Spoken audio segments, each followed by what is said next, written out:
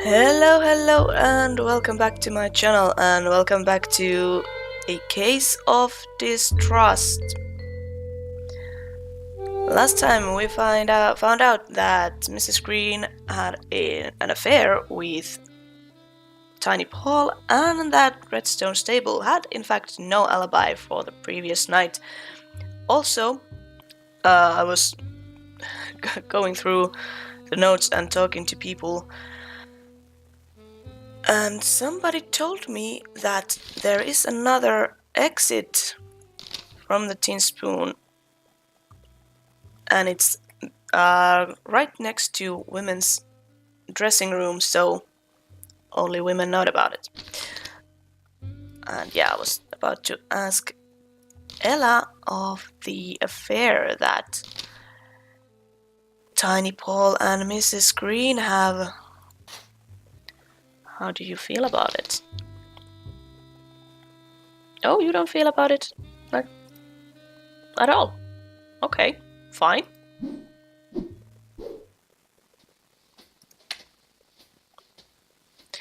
And I totally not forget to press record again. That did not happen. Okay, let's go to the greenhouse and confirm the information of the second exit.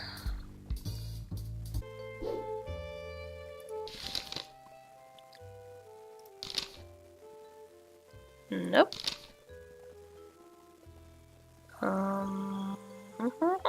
Yeah, there. There's a back door that only the female performers can use. Is that right, Mrs. Green? Oh, yes, she said. I think you're right. I stepped out at some point during the night, Mrs. Green admitted. Sometimes girls need to get fresh air. But I could not have been gone long. I was in the billiards room for the most of the ride. So, Mrs. Green had no alibi at the time of Connor's death.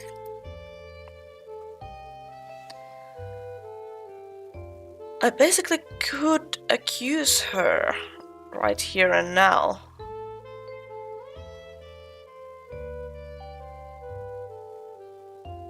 I'm still not sure about it.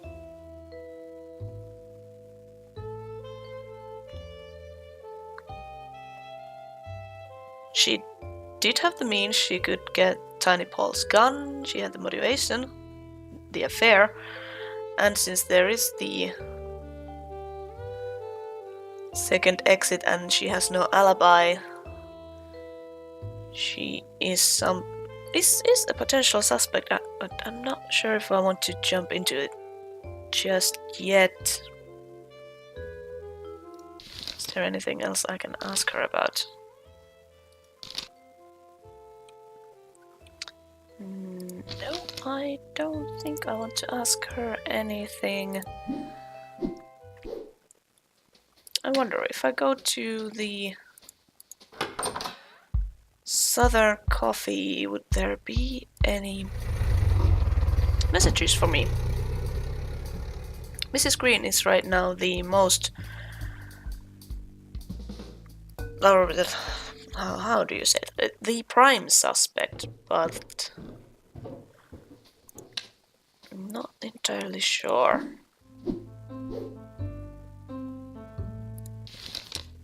Let's see.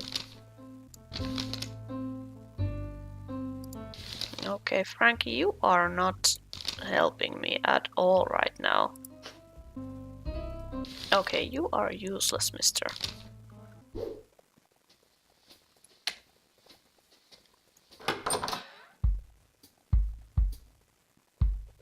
Is this it then?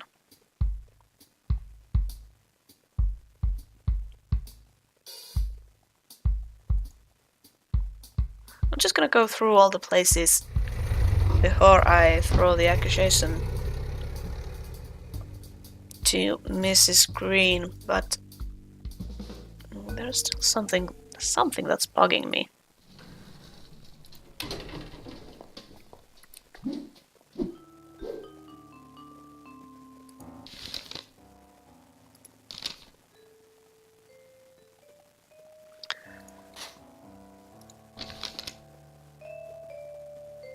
Okay, you people really don't care about each other at all. Do you react if I tell you that Redstone Stable has no alibi? Nope.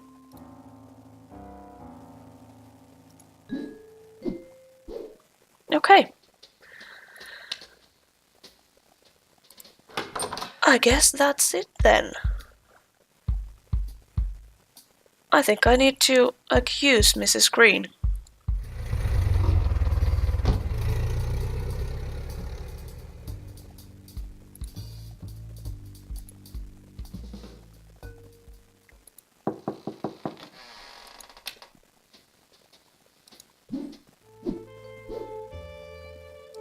Let's go. Yes? I thought of accusing Fanny Green of killing her husband. Accusing someone of murder was certain to agitate them. I knew it was not something I should do lightly. They would refuse any further casual chats. But if I was confident that she had killed Connor, including knowing the means, the motive, and the opportunity for her to do so, then I knew I should accuse her. Fanny Green, I started boldly. You killed your husband. Stillness permeated the room as I spoke my words. I can prove your means, motivation, and opportunity for the murder. Fanny's face contorted like I'd first seen her in Southern Coffee. She barked at me. What are you saying? I loved my husband dearly. How dare you accuse me of murder? She huffed her way out of breath, which gave me a chance to prove it. Proof means...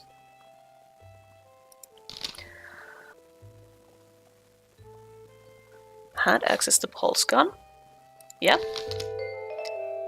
Tiny Paul's gun is missing, and he says only somebody close to him could grab it. What are you implying, Miss Malone? She questioned with raised eyebrow. That you were close enough to Paul to take his gun. She screamed until she was blue, but I didn't believe her denials. An affair could give her enough motivation to kill her husband, and access to Paul's gun could give her the means. I had shown Mrs. Green that Paul's missing gun could have been the murder weapon. Considering her affair with Tiny Paul, she also would have the perfect motive to kill her husband. I just needed to prove that Mrs. Green had the opportunity for the murder.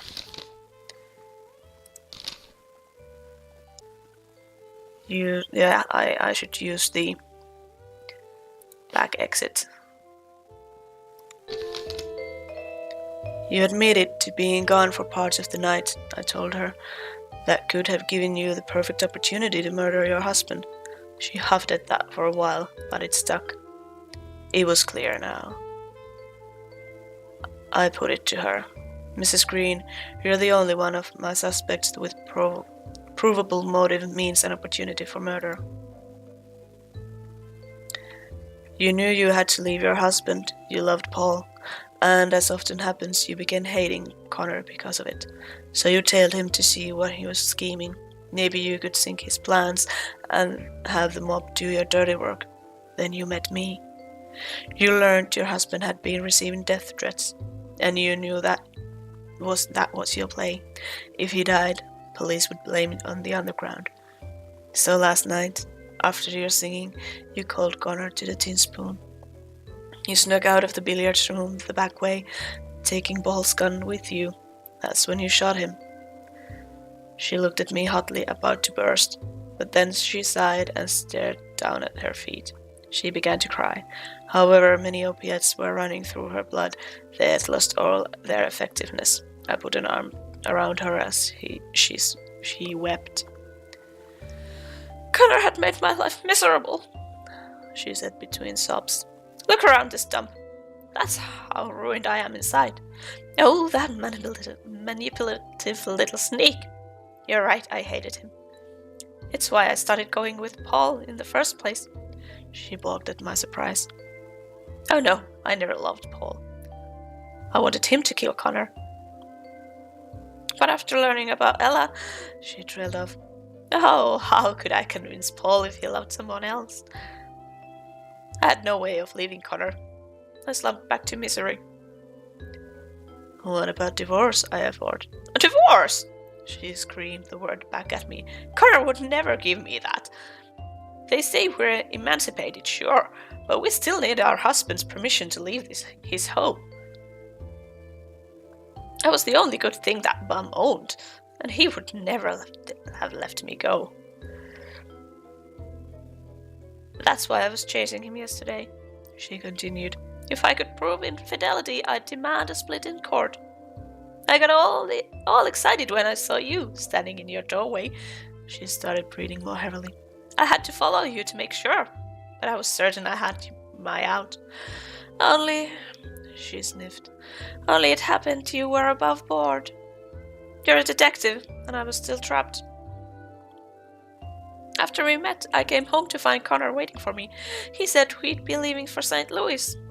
She took a gasp of air and continued, leaving everything I'd known for a place I'd never been. With a man I didn't love. I couldn't do it, and I told him so. And then he struck me. She wiped away her tears, and with them came her blush and thick camouflage powder. A liver-colored spot on the cheek of silver color showed on her cheekbone. He just marched out of the door, she continued through her waterworks, and I didn't know what to do. And then you thought of Paul's gun, I concluded for her. That's right. Maybe Paul wouldn't kill Connor, but I knew he carried a gun, cannons, and I could get to it. I knew I could get to it. And so you took Paul's gun and killed your husband, I said. No, that was my plan, but... She broke off her sentence with a sniff and started another. I went to Paul's apartment late in the afternoon and grabbed his pistol. Then I came back here. I sat in this chair, petting the gun in my hand, wondering if I could do it. And that's when he came in. Your husband, I offered. No, a much kinder man. Oh, he listened so well. I even told him about... She paused. About my plan. This other man, you knew him? I asked. She nodded yes. He said he understood everything. He said he could frame the murder. He said not to worry. He took the gun. Oh, she cried, but I couldn't let him go through with it. You see, that's why I left Tin Spoon last night, to stop him. That was when I met Redstone Stable.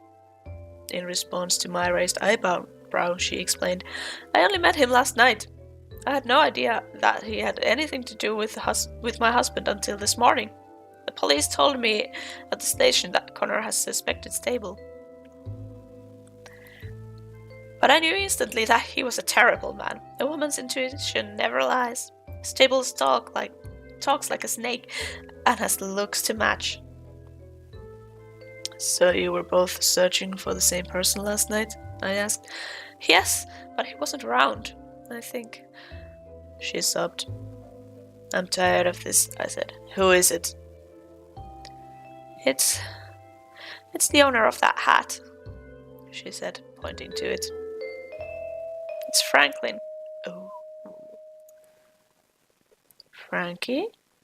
I asked. She continued slowly. Yes. He took the gun from me yesterday. I was too dazed to argue. Nice story, I said, but you still fit the bill just fine. Phyllis, even if I had the gun, how could I know where to plant it? I only met Stable last night, and I knew nothing about him. Franklin had known about the case from you, isn't that right? You're only telling this to me now? Oh, wait. You're only telling this to me now? I asked. What's the big idea stringing me along? Phyllis, she said softly. Franklin did this for me. He saved me. If that awful man Stable has to take the fall so that Franklin can stay free, well... She trailed off. I shook my head and looked at her. If she was telling the truth, Stable could confirm it. And if she was lying, I thought, What if she ran? Well, she would get stopped soon enough. Good looks can be a curse, and it would be a cinch to snatch her. Besides, with those opiates in her, she would have difficulty standing, let alone running anywhere. I gazed at her, and she understood what I was thinking. I'll be right here if you come back. I wondered why she would fabricate such a story if she knew she was stuck. Then I thought, what if it was the truth? I had to speak with Frankie. Okay, now we're getting somewhere. I stood up from the chair, still stunned. I remember grabbing the hat and staring at it. I knew I had to go to Southern Coffee. All right.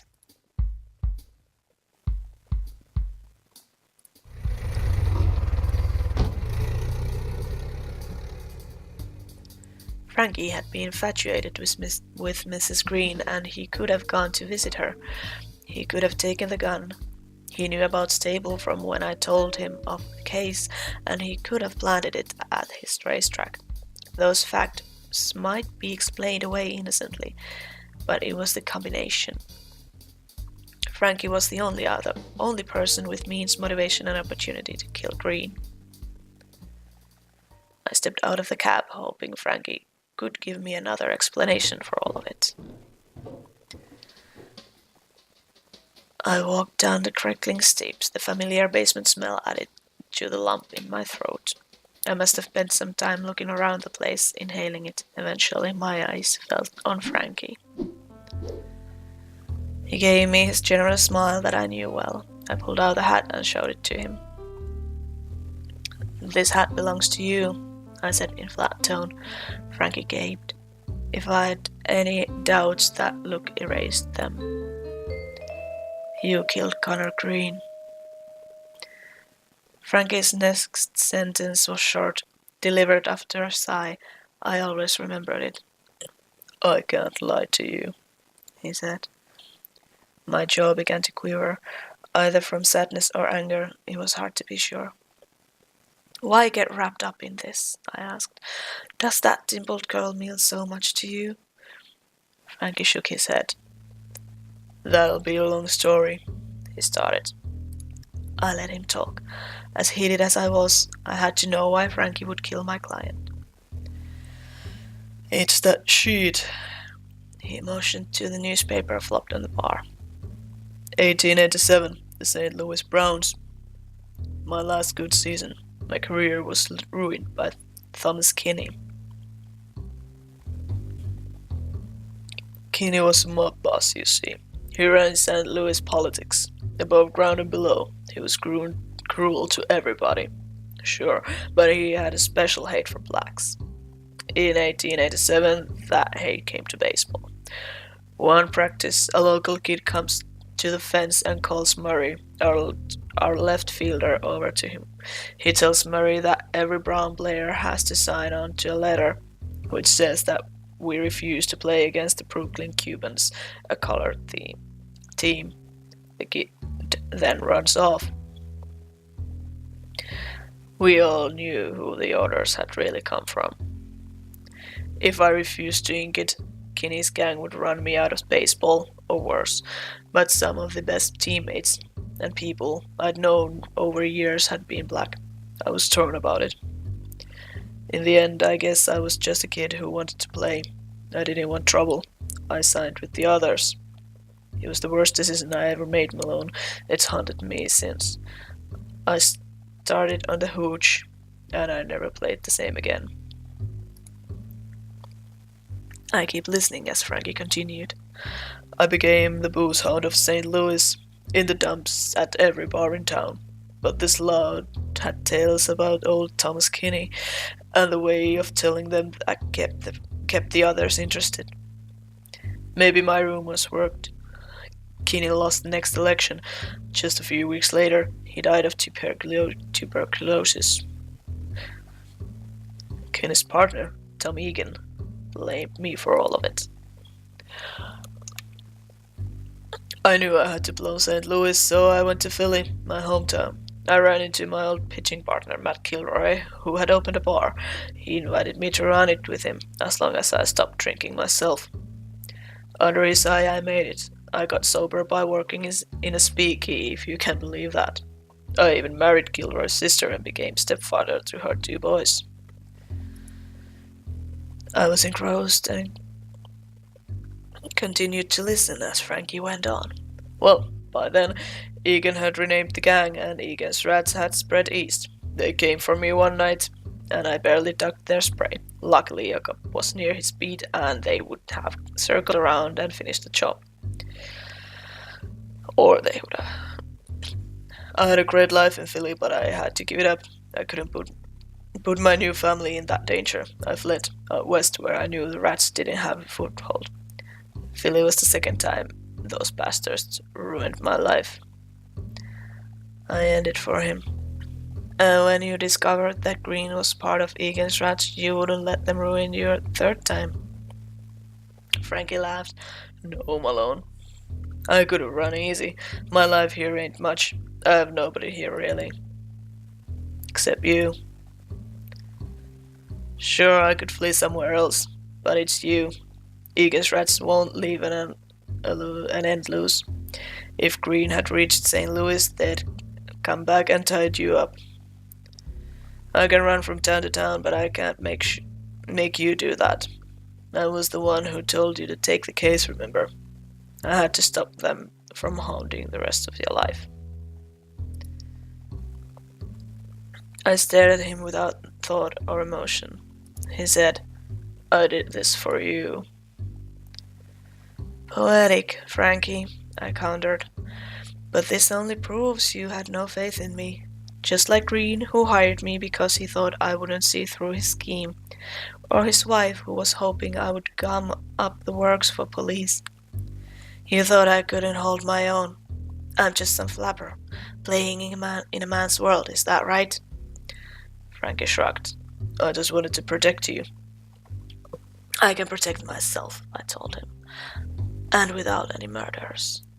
He sighed. I suppose I wouldn't blame you for taking me in, he said. No, I won't fight it if you want to drag me to the hall. But the police have stopped looking for killer. If you let me, I'd keep running. It's up to you. Oh, I'm totally arresting him. Oh, and that was it, apparently. Okay. Well, this was a really, really nice little game. I apparently don't know how to talk today. I really love the graphics, and the music is absolutely awesome. The story is pretty good. I don't know, it could have been a bit longer, I think. In the end, everything came together pretty easily. So, I don't know.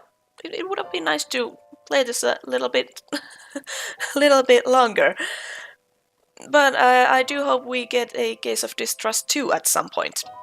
So, thank you for watching this series. If you liked it, let me know. Oh, there's an epilogue. I'll give you this one before we finish. It was a few mornings later that I received a knock on my door. A small man in a light blue uniform asked me to sign for a package and handed me an envelope and a brown box. I opened the envelope. Inside was the large looped writing of Mrs. Frances Green.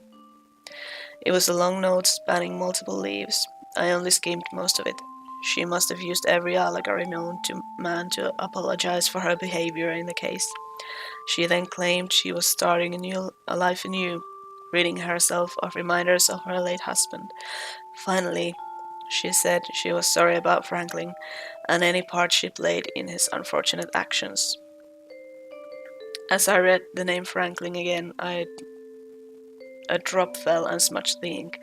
I wiped my cheeks before more drops could join it. Mrs. Green's note ended with a hope that this gift of hers would begin to remedy any grudges I'd had against her, though truly I felt none. I turned to the box and removed one side of tape from the cardboard, then snapped the flaps open with a couple of loud pops. Rolled in a loose ball inside the box was Louis' grey coat. I put it on and looked at myself in the mirror. Ooh. I grabbed the labels and pulled them tight. The trench coat suited me. I wondered how Green had first gotten hold of it. The innocent question was about to lead to a lot of trouble. Okay, yeah, this was the end. So, as I said, I really hope we get A Case of Distrust 2. Thank you for watching. If you liked it, let me know. I hope you have a great day, and I'll see you again next time.